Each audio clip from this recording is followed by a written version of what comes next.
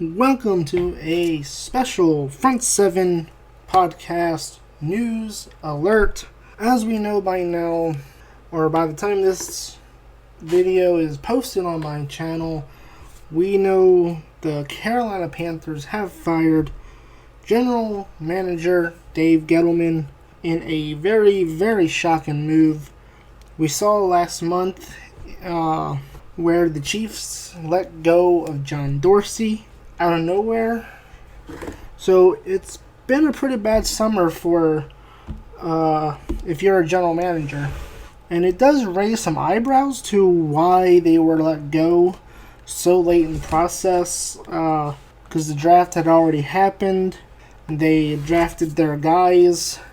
So now here we are in a situation where you have two teams that now have drafted guys for the upcoming season to fit under what the previous general manager wanted to build a team around. And now you're going to have new general managers come in, and likely what we see all the time is that a change in philosophy and a change in how the team is built. And we could see that either it would benefit the teams or it could destroy the teams. Now, specifically here, I do want to just talk about strictly the Carolina Panthers letting go of Dave Gettleman.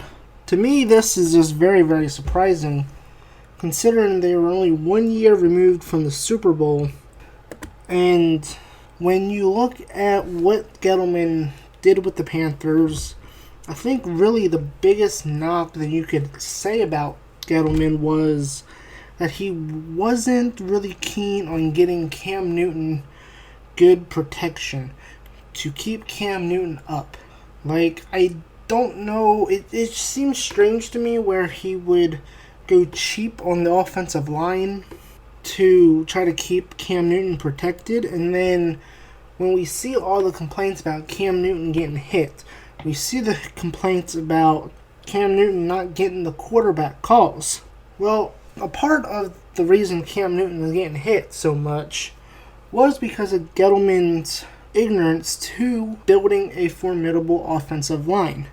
I do not understand how teams have yet to take the blueprint that Jerry Jones wrote and basically say, okay, we are going to build our offensive line the same way the Dallas Cowboys have done. They have written the blueprint on it, and so far, surprisingly, no team has yet to follow that book in terms of building their offensive lines. So I would safely say probably the biggest knack for me was the fact that he just did not build the offensive line good enough to keep Cam upright and make sure that Cam takes less hits. Now, depending on which side of the fence you are on with Josh Norman, was he overhyped? Was he overpaid? Was he a system player that only benefited from playing in the type of defense that the Panthers played, or used? Was Josh Norman somebody that you could build around? Maybe, maybe not. I know a lot of people have their mixed opinions on Josh Norman, but he did go on to sign that big contract with the Washington Redskins.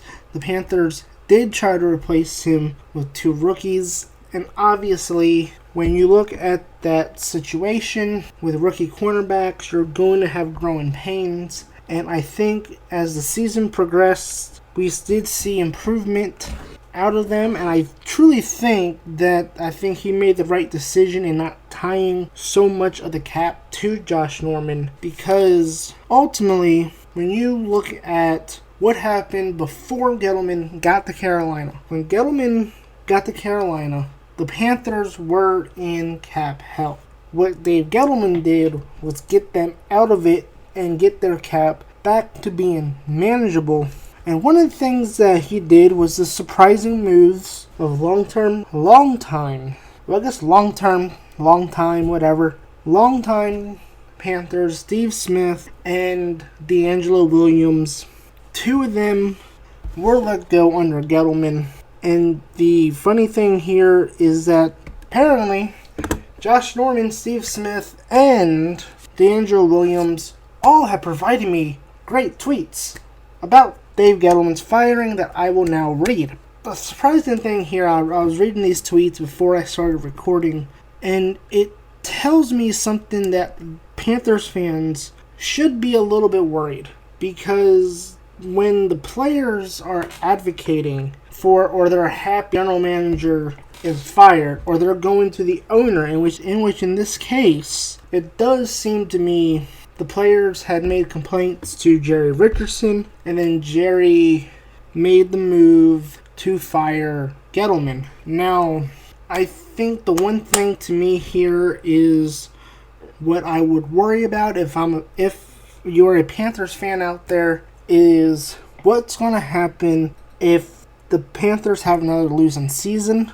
Will the players turn on Ron Rivera and go to Jerry Richardson and complain to him about Ron Rivera and try to get him fired? Because now I'm starting to wonder, okay, now are the inmates starting to run the asylum here in Carolina? And I say here because I'm only half hour from the Panther Stadium here in Charlotte. But I'm starting to wonder if the inmates are starting to run the asylum, and David Gettleman's firing is part of the process, or the beginning of the process of the inmates running the asylum. And I just wonder if another losing season will lead to the players quitting on Ron Rivera to get him fired. We're only about 9-10 days from training camp too. So this is definitely one of those things that are very interesting.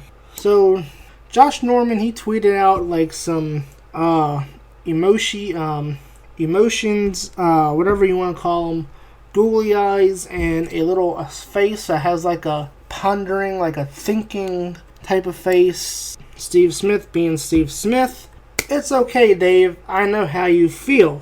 So, which is obviously a reference to when Gettleman released Steve Smith from the team before the start of the 2014 season. Now, before we get to this tweet, let's go back to last week. DeAndre Williams told Adam Schefter that the Panthers were one of the 4 teams he would not play for due to the unpleasant nature of his departure from the team. You don't go back to X's, and that's just where I'm at there. Okay, that's understandable. But, change of heart? I want to publicly say the Panthers are off my list of teams I won't play for due to the firing of that snake Dave Gettleman.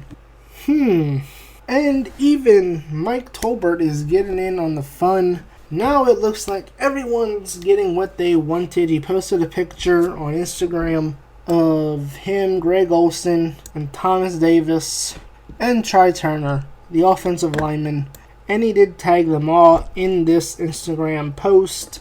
So, it's interesting to me because it seems to me Dave Gettleman was being very smart about how to manage the Panthers cap.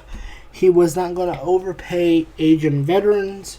Thomas Davis is 34. He's had 2 ACLs injuries, and whether or not Jerry Richardson, loyalty, there's some loyalty there, whatever. But I do think this is just one of those things that is going to lead to a cancerous locker room in Carolina. And ultimately, when you break down Mike Tolbert's Instagram post, and I said Twitter, but it was his Instagram post of the fellow players that I had mentioned, Greg Olsen, Thomas Davis, Try Turner, it seems to me that there was some differences with the players and Gettleman where, he wasn't willing to give out contracts to keep the team together. And when you look at the salary cap situation in today's NFL, teams have to be smart in letting the right players go, the right players that are going to be the ones that will obviously demand too much money, that will take up so much cap space that will tie you down. Will it be better in this case where David Gettleman said, you know what, I'd rather draft 2 rookies, have them on a cheap rookie contract for the next 4 years, than tie the cap down, in which he had just got them out of cap hell, like I previously mentioned, that Marty Kearney put them in. So now the decision to either lean towards that direction of cap hell once again by tying down so much cap to Josh Norman, opposed to letting him go and just replacing him with cheaper options. So it does seem that him not wanting to tie down money into certain players was a major factor in this decision. And these players kind of went to Jerry Richardson and were like, hey, this guy is ruining the team. We want you to pay these guys to keep the team together. But you got to understand, the players have got to understand that you can't pay everybody. And there's going to be times when you let people go for cap reasons, and we see that every year. And Dave Gettleman had done a tremendous job with the Panthers cap. I mean, able to do that while putting together a Super Bowl team was just absolutely amazing job by him, which again makes you really wonder why he was let go, considering the fact when you have down in Jacksonville Dave Caldwell, 15-49 record since 2013 as the Jaguars general manager, and he's still employed. You know, it's funny because you see around the league when teams, they have this merry-go-round of general managers, coaches. I'm looking at you, Cleveland. When you're consistently bringing in general managers every year and you're letting people go and you're going through head coaches with no consistency whatsoever, and then you see where they're willing to let a good general manager go because players are basically, as I said, they're forming a mutiny here against him to get him fired. And it's unbelievable to think that the players are almost creating a cancerous situation themselves. When I looked at Josh Norman's contract with the Redskins, 5 years, $75 million. Now, obviously, here they do have an opt-out after 2018, but again, 5 years, $75 million.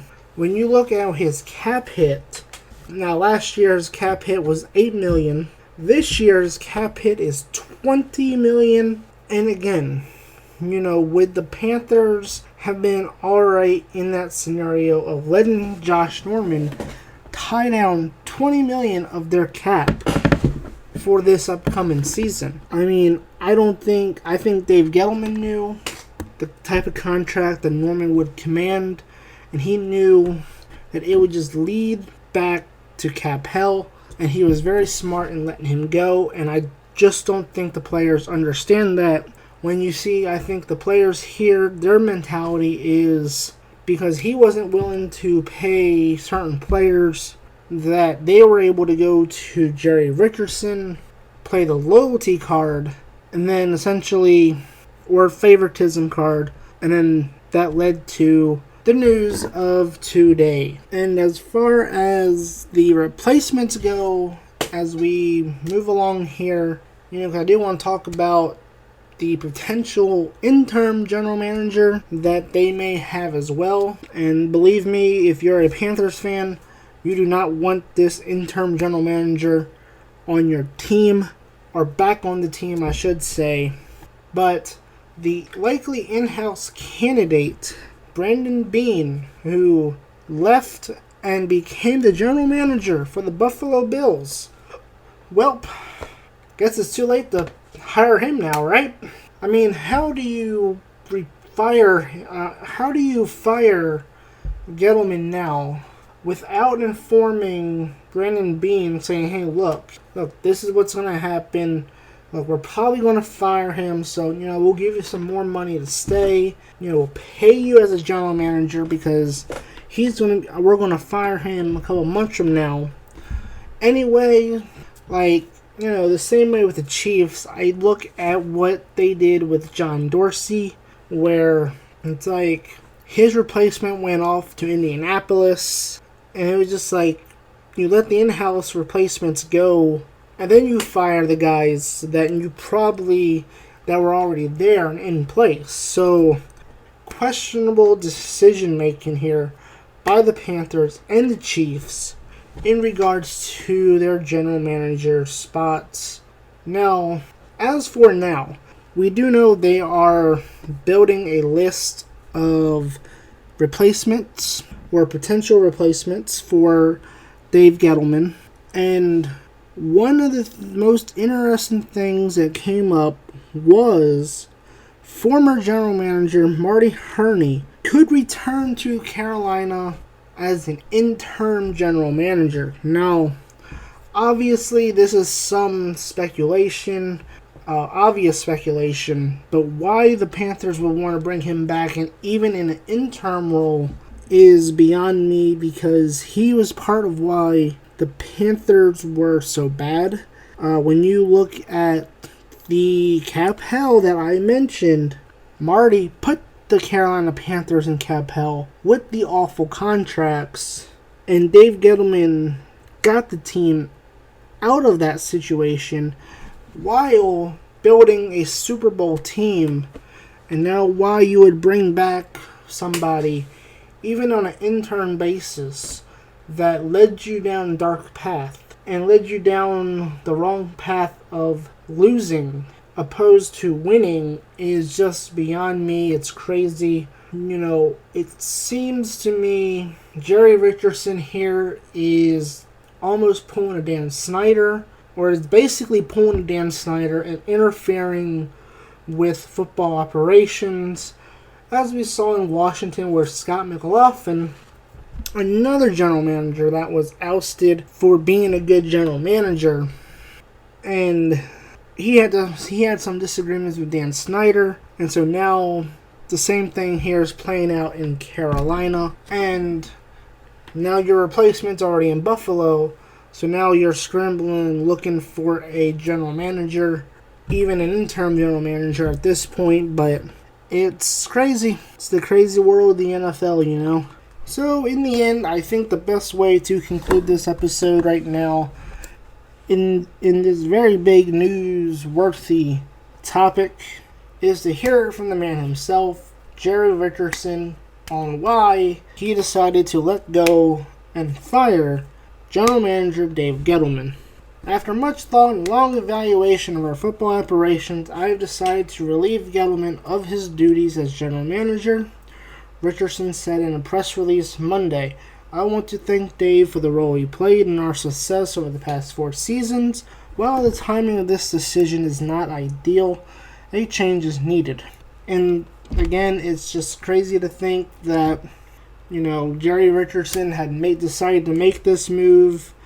The Panthers were 40-23-1, 3 division titles, 1 Super Bowl appearance under Dave Gettleman, and it's just so very, very surprising that with that much success that he was let go, ultimately. Ian Rappaport also says there had been rumblings that Gettleman and Jerry Richardson relationship kind of was teetering after he allowed Josh Norman to walk, and I think if Jerry Richardson was willing to put the team back in cap hell for Josh Norman, I think ultimately I think this shows this is a very, very bad move, and it seems to me whoever the next general manager is going to be the yes man to basically everything has to be approved through Jerry Richardson, and then what Jerry says is the decision to make. And it just seems to me, if he's willing to put the team through cap hell, to re-sign Norman. I mean, ultimately, I think Gettleman did the right thing by letting Josh Norman walk. But I don't know. I think this is just a sign of bad things to come. Let me know in the comments below, what do you think? Did the Carolina Panthers, or in this case Jerry Richardson, make the right decision? Let me know how you think this will affect the team throughout training camp as we head into the preseason and into the regular season. And will the Panthers recover? Will this be a downfall? Who knows? I've been your host, Money Mike, and I will see you next time right here on the Front 7 Podcast.